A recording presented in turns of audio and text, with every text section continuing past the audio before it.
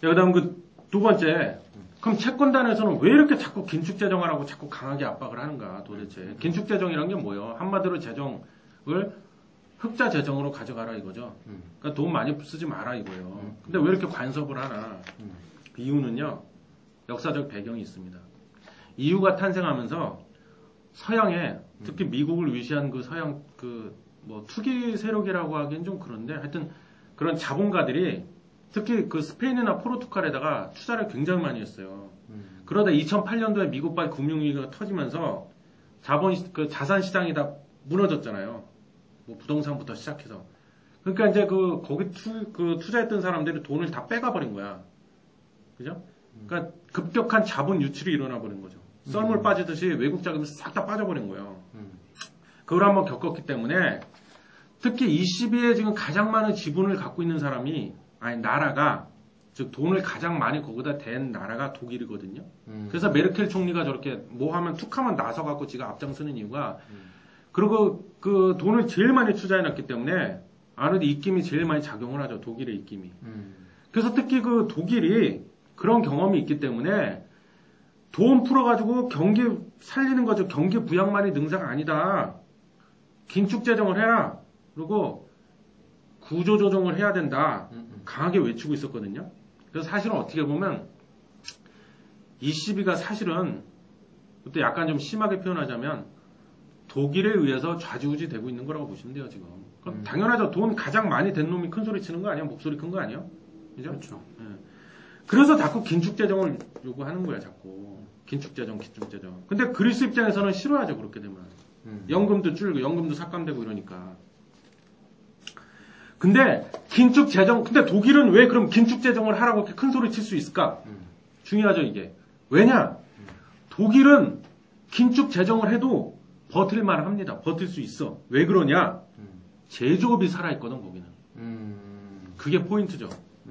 그리스, 제조업이 있나요? 그리스가 뭘로 먹고 살아? 관광산업이요. 올리브. 유적지, 올리브 이런 거. 네? 제조업이 죽어있잖아, 거의. 그래도 농산물을 많이 팔아서 먹더라고요. 근데 제조업만은 못하죠. 제조업이 중요한 게 뭐냐면 특히 독일이 자동차 산업이 발달해 있잖아요. BMW 이런 거. 자동차. 거기는 대규모 고용 창출을 일으킬 수 있다는 거예요.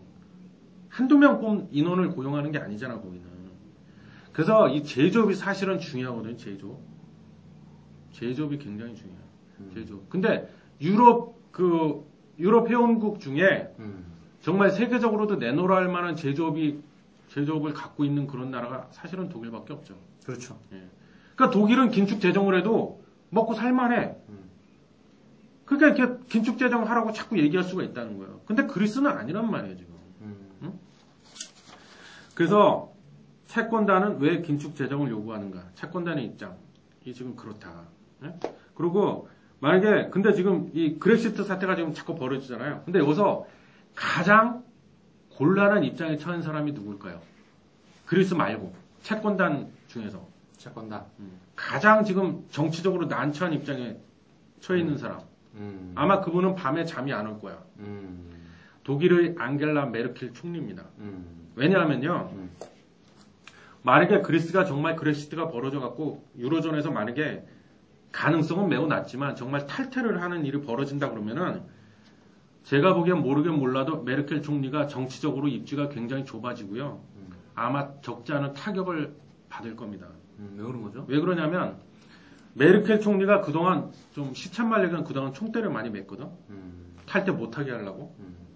처음에는 독일도 그리스에 대해서 별로 안 좋은 감정이 많았어요. 차라리 저럴 바에는 저렇게 두고두고 자꾸 속을 새기는데 차라리 탈퇴시켜버리고 말자. 이런 뭐 대놓고 그렇게 떠들지는 않았는데 은근 내심으로는 그런 마음이 컸거든요. 그러다 돌아섰거든.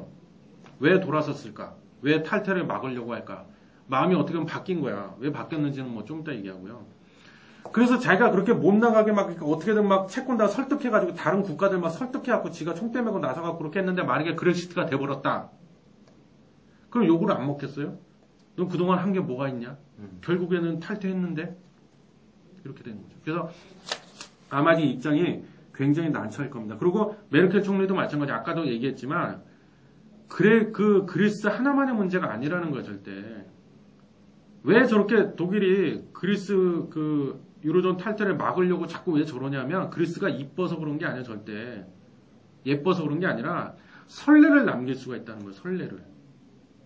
그렇게 되면은 기다렸다는 듯이 예를 들면 포르투갈이나 스페인, 이탈리아에서 우리도 탈퇴해버릴래 이렇게 돼버리면은 도미노 현상이 일어날 수 있다는 거죠.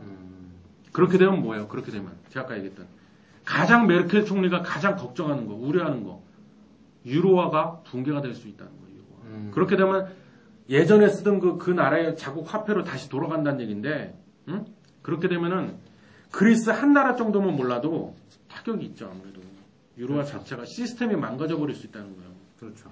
그래서 저렇게 막으려고 하는 겁니다. 제가 봤을 때는.